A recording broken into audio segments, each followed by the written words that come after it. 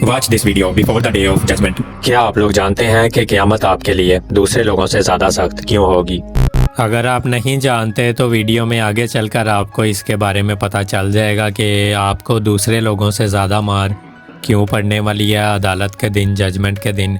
लेकिन यहाँ पर रुककर आप लोगों से रिक्वेस्ट करना चाहता हूँ और आपको बताना चाहता हूँ कि इस वीडियो को मैं री अपलोड कर रहा हूँ, क्योंकि इस वीडियो को मैंने आज से हफ़्ता पहले अपलोड किया था और इस वीडियो में एक टेक्निकल प्रॉब्लम भी थी, उसको भी मैंने सॉल्व किया यूट्यूब से, लेकिन वो अच्छे से हो नहीं पाया। तो मैंने ऐसा सोचा कि इस वीडियो को दोबारा से जो है अपलोड कर देना चाहिए और अननेसेसरी पार्ट को जो है वो वहाँ से रिमूव कर देना चाहिए। और फ्रेंड्स, आप लोगों से ये रिक्वेस्ट है कि आप लोग जो नोटिफिकेशन पे आते हैं, आप लोग ना तो वीडियो को लाइक करते हैं और ना ही वीडियो को पूरा देखते हैं। तो नोटिफिकेशन पे आने वाले लोग ज़रूर वीडियो को लाइक किया करें और दूसरे लोगों तक शेयर भी किया करें।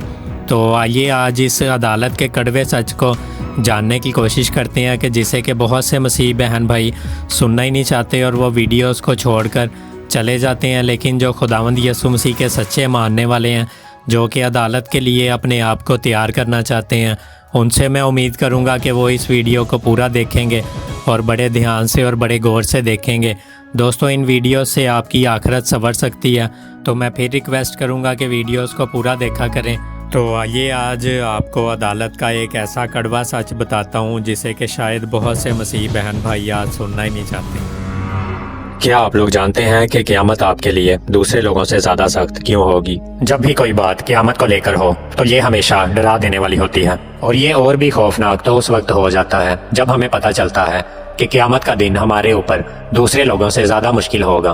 और ये एक सच तो है, मगर फिर भी ये किसी भी तरह से हमारे अंदर कोई डर पैदा करने के लिए नहीं, बल्कि हमें यीशु मसीह की दूसरी आमद तक तैयार करने के लिए है।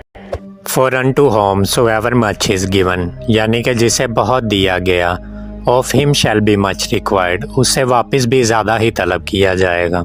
और आप यहाँ पर इस लूका की अंजील उसका 12वां बाब और उसकी 48वीं आयत पर ज़रा गौर करें कि यीशु मसीह एक पैराबल बताते हैं। और बुनियादी तौर पर यीशु मसीह ने कहा कि वो लोग जिनके पास ज़्यादा नॉलेज है, ग्रेटर नॉलेज है, और वो फिर भी बुरे काम करते हैं, उनको ज़्यादा मार पड़ेगी, उनको ज़्यादा कोड़े पड़ेंगे। लेकिन जिन लोगों के पास कम नॉलेज है उनको कम मार पड़ेगी। मेरे प्यारे भाइयों और बहनों, judgement will be harsher for those who know than those who don't no.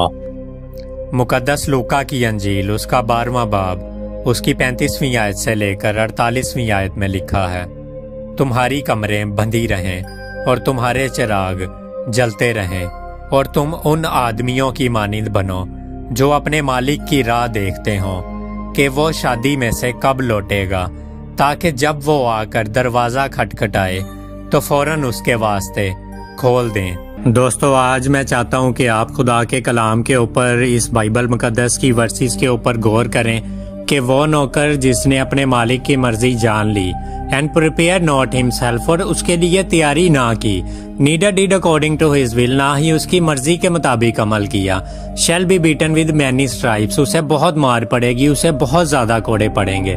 But he that knew not, जिसे नहीं पता था, and did commit things worthy of stripes, उसने मार खाने वाले काम किए, shall be beaten with few stripes, उसे थोड़ी मार पड़ेगी। For unto home so ever much is given, यानी कि जिसे बहुत दिया गया, of him shall be much required, उससे वापस भी ज्यादा ही लेंगे।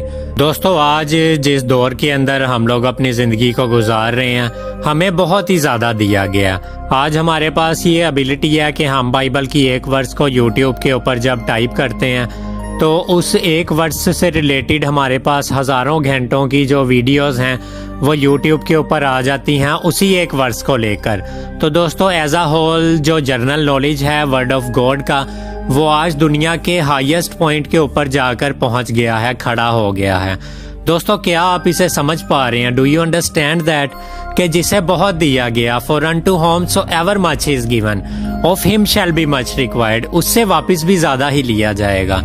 दोस्तों आज हमारा नॉलेज खुदा के कलाम को लेकर रसूलों से भी ज़्यादा बढ़ चुका है।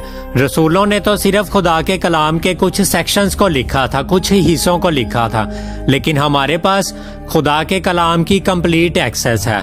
दोस्तों उन लोगों के पास खुदा के कलाम की कंप्लीट एक्सेस नहीं थी, लेकिन हमारे पास आज इस दौर में खुदा के कलाम की कंप्लीट एक्सेस है और हमें इससे भरपूर फ़ायदा उठाना चाहिए। तो मसीह में मेरे प्यारे भाइयों और बहनों, मैं आपसे ये कहना चाहता हूँ कि जो जजमेंट है, जो क़यामत है, जो अदालत है, वो दूसरे लोगों से ज़्यादा मुश्किल होगी आपके लिए। और दोस्तों क्या आपको पता है कि एज एन इंडिविजुअल मेरे लिए सबसे ज़्यादा जो सोबरिंग थॉट है वो क्या है? और वो यही है कि I am a teacher of the word. और बिल्कुल आप ही की तरह मेरी भी जो अदालत है वो दूसरे लोगों से बहुत ही ज़्यादा सख्त होने वाली है। और अगर हम याकूब का खत उसका 3 बाब और उसकी पहली आयत को पढ़ते हैं तो वहाँ पर लिखा है कि ऐ मेरे भाइयों, तुम में से बहुत से उस्ताद ना बनेंगे, क्योंकि जानते हो कि हम जो उस्ताद हैं ज़्यादा सज़ा पाएंगे। और ये वो बाइबल की वर्स है जो कि खुदा के खौफ को, खुदा के डर को मेरी ज़िंदगी में बनाए रखती है। और ये डर और खौफ आज हर बाइबल के टीचर को, उस्ताद के दिल में ज़रूर होना चाहिए कि खुदा ने हमारी आखिरत के वक्त में अदालत करनी है। और ये जो अदालत है ये ख़ास सख्ती के साथ की जाएगी, क्योंकि हमारा जो इन्फ्लुएंस है वो दूसरे लोगों के ऊपर पड़ता है। और एक टीचर की पोजीशन को लाइटली लेना बगैर इसकी कॉस्ट को जाने, ये बहुत ही ज़्यादा आसान लग सकता है, लेकिन इसका हमें हिसाब देना पड़ेगा। और मैं ये बात जानता हूँ कि मेरी जो जजमेंट है, मेरा जो फ़ैसला है, वो दूसरे लोगों से ज़्यादा सख्त किया जाएगा। और अगर आप भी एक टीचर हैं या आपके पास कोई भी प्लेटफॉर्म है जिससे कि आप दूसरे लोगों तक पहुंचते हैं, चाहे वो डिजिटल है, चाहे वो फिज़िकल है, कोई चर्च है, तो आपकी जो अदालत है वो दूसरे लोगों से ज़्यादा सख्त होने वाली है। और अगर आप एक टीचर नहीं भी हैं लेकिन आपके पास बाइबल के बहुत से रिसोर्सेज हैं बाइबल को एक्सेस करने के, तो मैं आपको याद दिलाना चाहता हूँ कि आपकी जो जजमेंट है वो दूसरे लोगों से ज़्यादा सख्त होने वाली है। और मसीह में मेरे प्यारे भाइयों और बहनों, मैं आपको इनकरेज करना चाहता हूँ, आपको ये बात हमेशा याद रखनी है। जब आप अपनी ज़िंदगी को गुजारते हैं, आपको ये बात हर दिन याद रखने की ज़रूरत है कि आप एक ऐसे दिन की तरफ बढ़ते चले जा रहे हैं जिसमें कि आपको अपने कामों का हिसाब देना पड़ेगा। और आपको ये बात हमेशा याद रखनी चाहिए, आप कभी भी इस बात को ना भूलें। और मैं आज आपको इनकरेज करना चाहता हूँ एक पाक दामन ज़िंदगी गुजारने के लिए। और ये सरमन जितना आपके लिए ज़रूरी है उतना ही ज़्यादा मेरे लिए भी ज़रूरी है। और ये सरमन आज की इस जनरेशन के लिए है जिसे कि बहुत ही ज़्यादा दिया गया और हमसे ज़्यादा ही तलब किया जाएगा। तो एक पाक दामन ज़िंदगी को गुजारें, एक रास्तबाजी से भरी हुई ज़िंदगी को, एक पाक ज़िंदगी को गुजारें, क्योंकि यीशु मसीह ने मत्ती की अंजील उसका 5वां बाब उसकी 19वीं और 20वीं आयत में फरमाया कि जो कोई इन छोटे से छोटे हुक्मों में से भी किसी को तोड़ेगा और यही आदमियों को सिखाएगा, वो आसमान की बादशाही में सबसे छोटा कहलाएगा। लेकिन जो इन पर अमल करेगा और इनकी तालीम देगा, वो आसमान की बादशाही में बड़ा कहलाएगा। क्योंकि मैं तुमसे कहता हूँ कि अगर तुम्हारी रास्तबाजी फकीयों और फरीसियों की रास्तबाजी से ज़्यादा ना होगी तो तुम आसमान की बादशाही में हरगिज़ दाखिल ना होगे।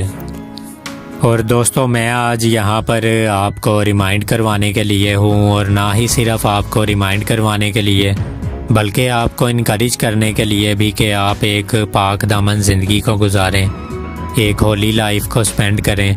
और क्या आप लोग जानते हैं कि जब आप खुदा के कलाम को पढ़ते हैं या इस तरह की वीडियोस को देखते हैं तो आपका जो नॉलेज है खुदा के कलाम के लिए वो बढ़ता है। और मैं इसीलिए आपको इनकरेज करना चाहता हूँ कि आप एक पाक ज़िंदगी को गुजारें, क्योंकि हिस्ट्री जो है वो स्टेशनरी नहीं है, साकिन नहीं है, स्थिर नहीं है, और ना ही हमारी ज़िंदगियाँ स्टेशनरी हैं। हम सब लोग बढ़ते चले जा रहे हैं एक लाइन की तरफ। जिस पल से हम लोग पैदा हुए हैं हम लोग बढ़ते चले जा रहे हैं उस लाइन की तरफ, और उस लाइन के एंड में जो है वो मौत है, और मौत के बाद अदालत का भी होना ज़रूर है। और इसीलिए मैं आप लोगों से रिक्वेस्ट करना चाहता हूँ मसीह में मेरे प्यारे भाइयों और बहनों कि आप अपनी ज़िंदगी में हर दिन इस बात को याद रखें कि आप एक ऐसे दिन की तरफ बढ़ते चले जा रहे हैं जिसमें आपको अपने कामों का हिसाब देना पड़ेगा।